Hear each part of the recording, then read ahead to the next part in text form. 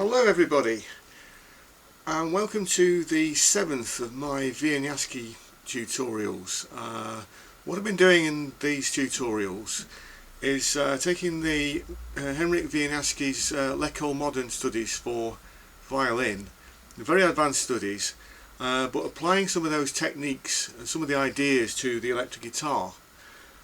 This one is the 7th one. It's advanced, but it's slightly different than the others in that it starts with a slow section. This was number 7 is called La Cadenza. Now, a cadenza is the bit normally in part of a concerto where the violin or whatever instrument, say like the piano or whatever, you get your cadenza. That's your chance. You improvise. You're stood there on your own. And you get to play this section, but like I say, this one is slightly different because it starts slow. Now I think this is good study because, I mean, you've obviously seen it on YouTube. It seems to be all about playing fast and, you know, how many notes a second you can get in, and you know, this trick and that trick. But unless we're actually going back to basics about things like your timekeeping and getting some feeling in that, then it's going to be no good. So, and what makes this one interesting is it's written in Largo. Now, a lot of the time, musical directions might not mean anything to you at all. So I'm going to go a bit old school today. I got my old metronome. Now you can get metronome apps for mobile phone if you've got one of those, so you might want to try that. But you see, on a metronome, it'll give you sort of markings about the different tempos. I mean, like all that just means is like sort of expected, like the beats per minute. So you have to give it a rundown. Largo is quite slow. It says like 40 to 60 beats per minute. So that's like, even if you're going at the upper range, it's almost like a beat a second. So that's quite slow. Adagio comes next. That's a bit faster, but not much. Moderato. That's quickening up a bit. And then presto. That's very fast. And then of course you could perhaps you could go even faster than that. Prestissimo it's got written. Yeah, so I'm just gonna. I mean, this one's a bit old school because you have to wind it up. I mean, I have wound it with it. You wind it up with a key. So if I actually just I'll put it on about 60 like this. And then start it. You see, now 1, 2, 3, 4, 2, 2, 3, 4, 3, 2. Maybe I'm going a bit fast. 1, 2, 3, 4. Yeah.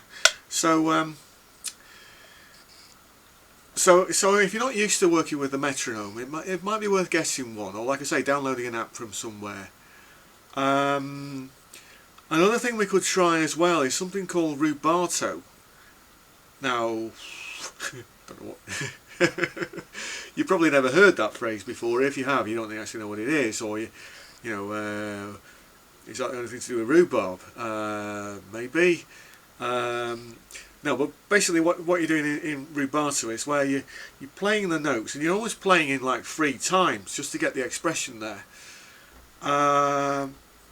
So, just for convenience sake, I'm going to play the opening phrase in rubato, and then you get an idea of what we're doing.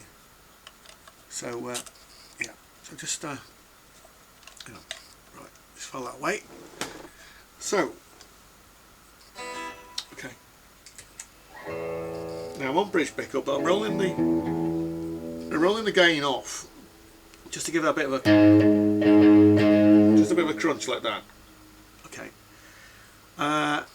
and the slow part goes something like this.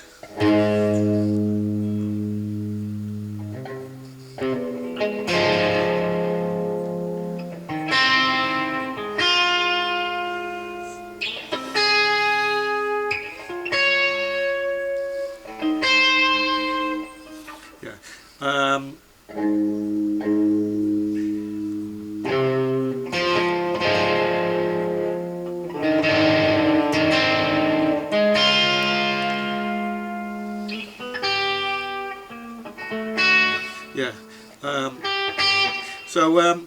So we're back to those sixth intervals again. I mean, that's A flat to C, then E to this one,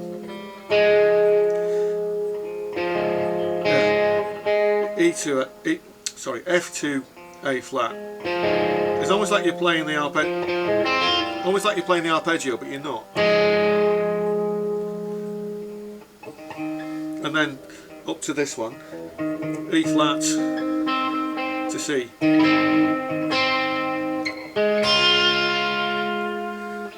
Because I think that, you know, when you actually play it, I think it sounds beautiful.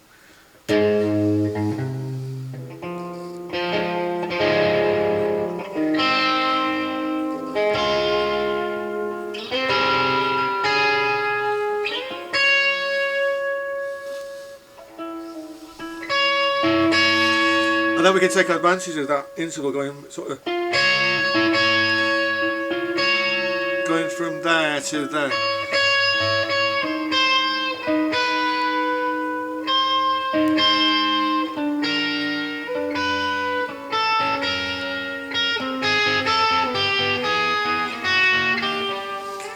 Yeah, so there's a bit more to it than that, but I think, you know, that's one of the main things to focus on here, is actually slowing things right down and just counting. You know, just play a note that will last like for 4 beats. Can you actually count those 4 beats?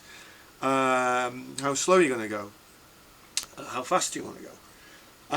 Because, like I say, I mean, if you're just racing through, then you're not going to get as much expression in there as like.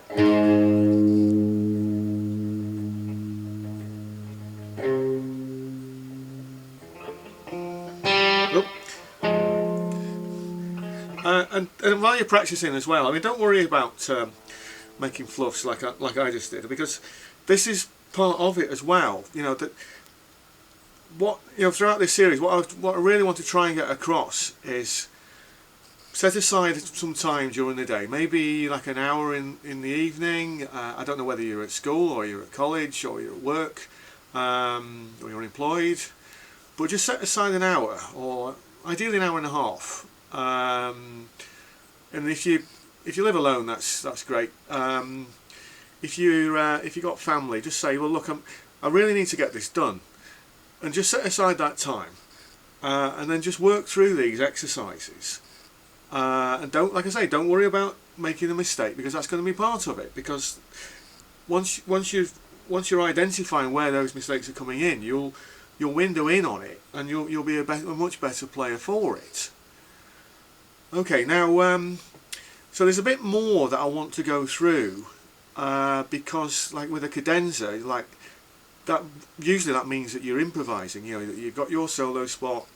But there's this phrase that he's put in, which I think is very expressive, and it allows you to articulate the whole length of the neck if you wanted to. So it starts.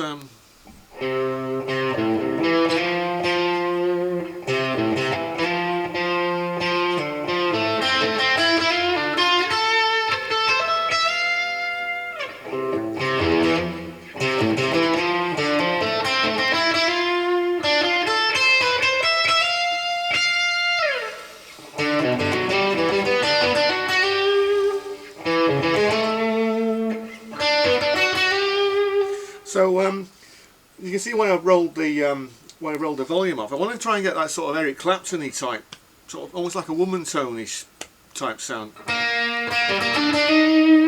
Because it's really expressive, it's really emotive.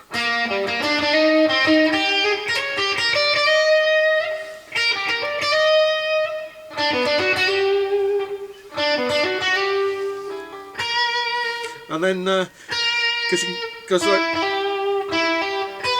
we're aiming for it to go down here, but if you drop into this, then you're going diminished. And that going into that diminished, that's you get out of jail card. You know, if you're a bit out of step, if you can throw yourself into that like a diminished or like a half diminished.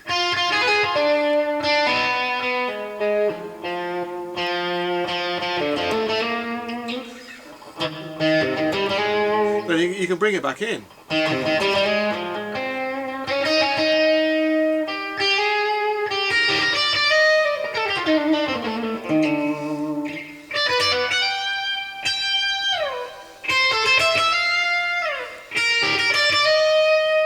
And then when I bring the volume up, there's a bit more Allan Holdsworth actually.